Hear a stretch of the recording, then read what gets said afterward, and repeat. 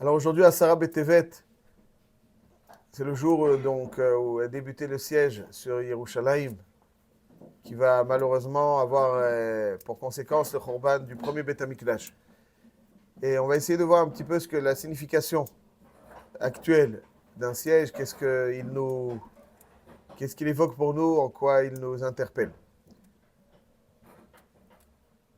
Dans la Hamida, chaque jour, on dit Yerushalayim Erecha, Berachamim Tashuv. Yerushalayim Ircha Berachamim Tashuv. On demande à Kadosh Baruch Hu de revenir dans sa ville. Yerushalayim Ircha Berachamim Tashuv. Et ensuite, on dit Uvnei ota bekarov biyamenu binyan olam. Uvnei ota bekarov biyamenu binyan olam. A priori, l'ordre n'est pas respecté parce que Uvnei ota, d'abord on construit, ensuite on revient. Donc on aurait dû dire que Uvnei ota, c'est-à-dire Tishkon betar Yerushalayim Ircha. Ouais, chacun selon son nusach. Donc résider, d'abord on construit, après on réside. Alors pourquoi est-ce qu'on dit d'abord Tishkon et ensuite Uvnei ota bekarov biyamenu binyan olam? Le binyan Shlomo, Rabbi Shlomo HaKohen mi Vilna, un des grands poskim de Vilna il y a environ 150 ans, il dit comme ça, il dit que la signification de Ircha, Tishkon betoch Yerushalayim Ircha, n'est pas un Yerushalayim Shel Mata. Comme on sait, il y a deux Yerushalayim. Il y a Yerushalayim d'en haut et il y a Yerushalayim d'en bas. Quand Akadosh Baruch Hu donc a détruit le Beth Amikdash, il a pas simplement cessé de résider avec intensité dans Yerushalayim d'en bas, mais il a aussi cessé de résider dans Yerushalayim d'en haut. Quand Hachem réside dans Yerushalayim d'en haut, alors il y a toutes les chances que Yerushalayim d'en bas retrouve toute sa force. Mais lorsque Hachem s'est retiré d'Yerushalayim d'en haut, alors il faut d'abord qu'il revienne dans Yerushalayim d'en haut, et ensuite on pourra construire Yerushalayim d'en bas. Donc en fait, nos actions ne sont pas ciblées uniquement sur Yerushalayim d'en bas. Certains ont l'impression que quand ils vont monter sur le mont du Temple, etc., ils vont précipiter la construction du Beth Amikdash. C'est pas là-bas que ça se joue bichlal. Ça se joue en haut. Ouais, c'est là-bas, Yerushalayim Shel Mala. Yerushalayim Shel Mala, lorsqu'elle est telle qu'elle doit être, alors elle a toutes les chances de Yerushalayim Shel Mala de retrouver. Donc c'est pas ici qu'on doit orienter nos efforts. C'est vers Yerushalayim d'en haut. Et quand Hachem donc s'est retiré de Yerushalayim d'en haut, etc. Donc c'est pour ça qu'on demande, nous dit le Maharshach, Rabbi Shlomo HaKohen mi Vilna, Tishkon betoch Yerushalayim Irach, ou Yerushalayim Ircha berachamim tashuv. C'est-à-dire que Ircha, ça veut dire quoi Ircha? Pourquoi dire Ircha? C'est pas notre ville, Yerushalayim. C'est notre ville. On aurait dû dire Yerushalayim Irenu. C'est quoi Ircha? Ircha, parce qu'on parle d'Yerushalayim Shel Mala. Comme on parle d'Yerushalayim d'en haut, alors on lui demande de revenir de Yerushalayim d'en haut. Tishkon betocha kasher dibarta. Uvnei ota, donc ensuite Yerushalayim d'en bas, uvnei ota. Ensuite, lorsque Yerushalayim d'en haut, Hachem va revenir résider à Yerushalayim d'en haut, alors il va ensuite uvnei ota bekarov biyamenu binyan olam. Donc c'est oui dans l'ordre. D'abord il y a Yerushalayim d'en haut, et ensuite si c'est tout parler d'Yerushalayim d'en bas, alors on veut dire d'abord construit là et vient résider. Mais comme on parle de Yerushalayim d'en haut et la construction de Yerushalayim d'en bas et la conséquence de Yerushalayim d'en haut, ça on dit Yerushalayim Ircha Tishkon betoch Yerushalayim Irach kasher dibarta. Chesed David avdecha merav etochat achid uvnei ota. Tout ça c'est dans Yerushalayim d'en bas. Et là, lorsque Yerushalayim d'en haut est reconstruite, Hachem réside dedans. Alors on a toutes les raisons pour qu'Yerushalayim d'en bas retrouve toute sa splendeur. Et donc finalement, nos efforts, et c'est ce qui est l'objet de notre tfila en tout premier lieu, c'est Yerushalayim d'en haut. Alors on va essayer de voir comment est-ce que Béhémet, le jour de Asara Betevet, qui est donc orienté sur Yerushalayim, c'est Yerushalayim qui a été... Ouais, comment on oriente nos efforts, comment orienter nos efforts vers Yerushalayim d'en haut. Alors, ce qu'on peut dire déjà d'emblée, c'est que Hachem nous offre toujours des cadeaux dont on exploite un maximum leur contenu. Pourquoi Yerushalayim s'appelle Yerushalayim?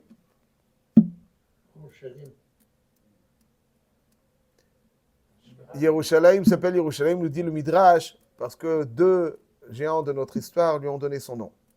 Marqué qu'Avram Avinu, pour dire dans l'ordre du mot, pas chronologique, Avram Avinu, il a appelé Vaïka Avram Shem Amakomahu après Akedat Yitzhak. L'Akedat Yitzhak, il s'est fait Har HaMoria.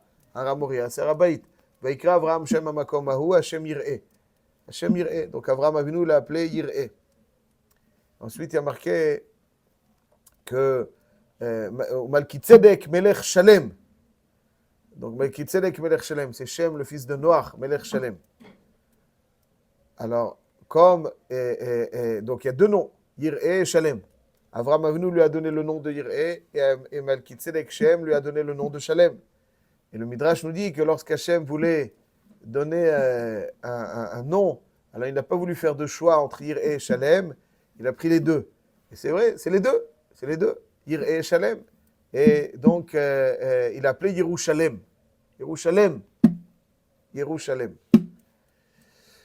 Quel est le sens de Yerushalem, Yir'e et Shalem? C'est-à-dire quoi? Qu'est-ce que ça veut dire? Le nom de la ville reflète son essence. Qu'est-ce que ça reflète? Yir'e Shalem. C'est quoi Yir'e Shalem? L'Yesod est qu'Avram Avinu a lutté toute sa vie contre les idoles. Le Avodah Zara. C'est quoi l'idée de l'Avodah Zara?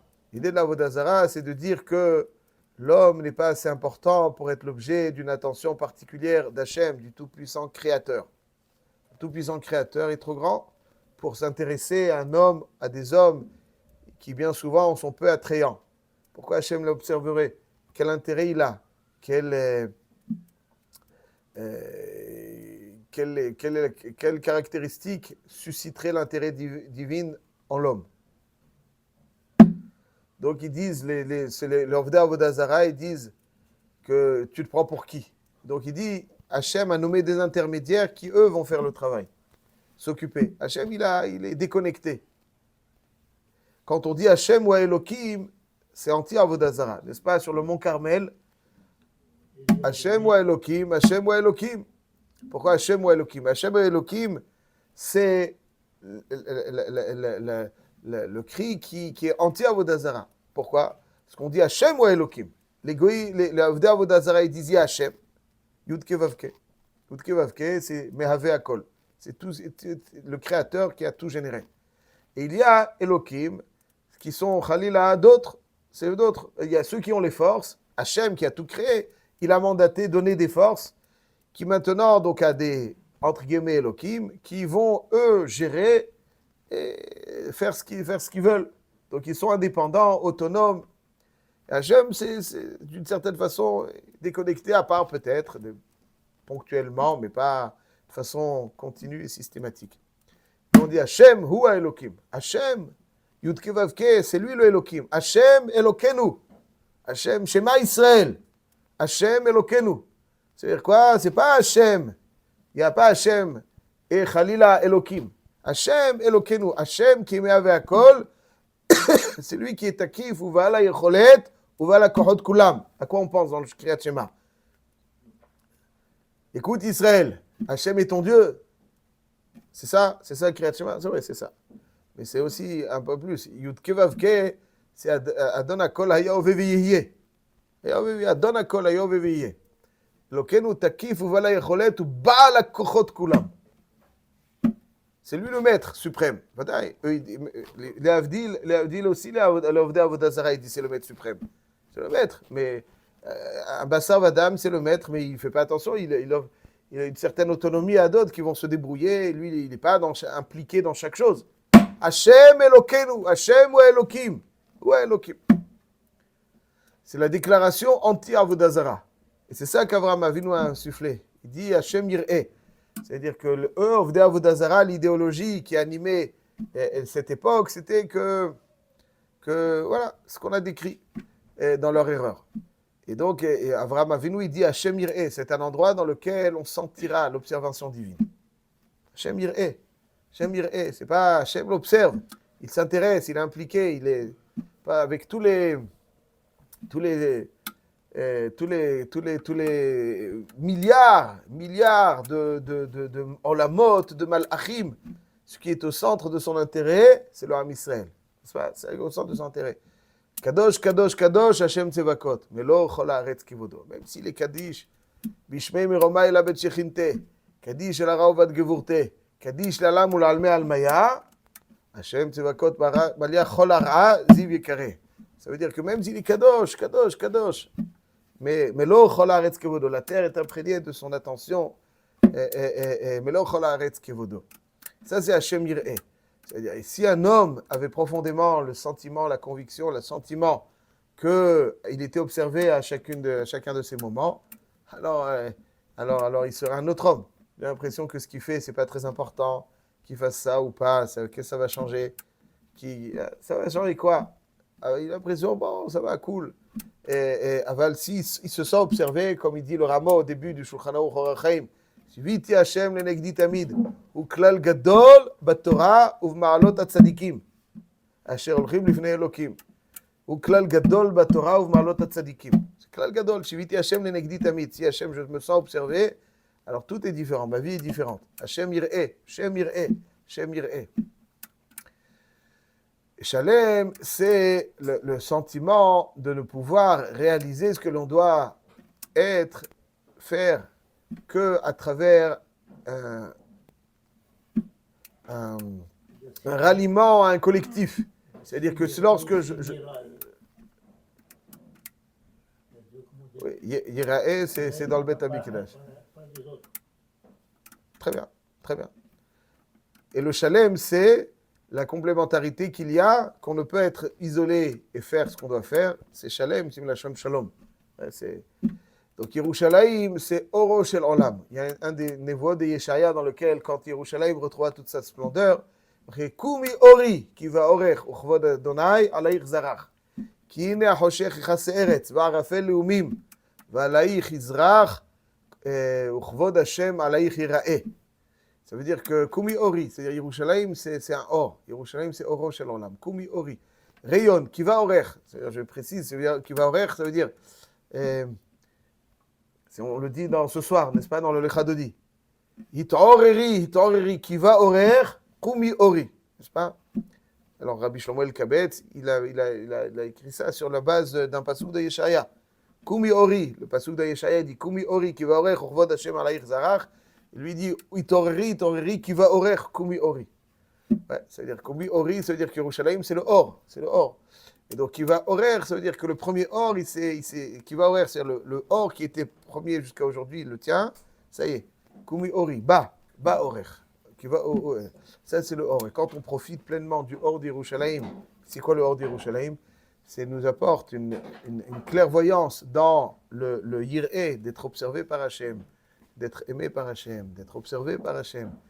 À quel point chaque chose est important, à quel point chaque chose est déterminant, et ce ralliement à un collectif constructeur, alors on profite pleinement de Yerushalayim, surtout nous on est à Yerushalayim, c'est une chance. Une chance. C'est quand on profite de ça, alors Bezrat Hashem, donc c'est quand le Matzor, c'est étouffer Yerushalayim, l'empêcher de s'étendre, de se répandre, de s'exprimer. Ça c'est un Matzor. Nous on doit briser ça, on doit briser ça et on doit faire rayonner Yerushalayim. On ne pourra le faire qu'en imprégnant donc tout son contenu qui est Yireh et Irae. Et là, on construit Beth HaMikdash El Ma'ala.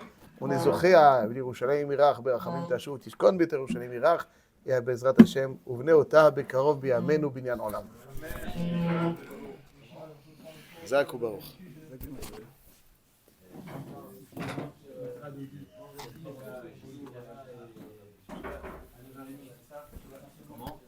À 9h30 commence le shiur. Toda Rabba, Boker Tov. Votre shiur, c'est à 9h15.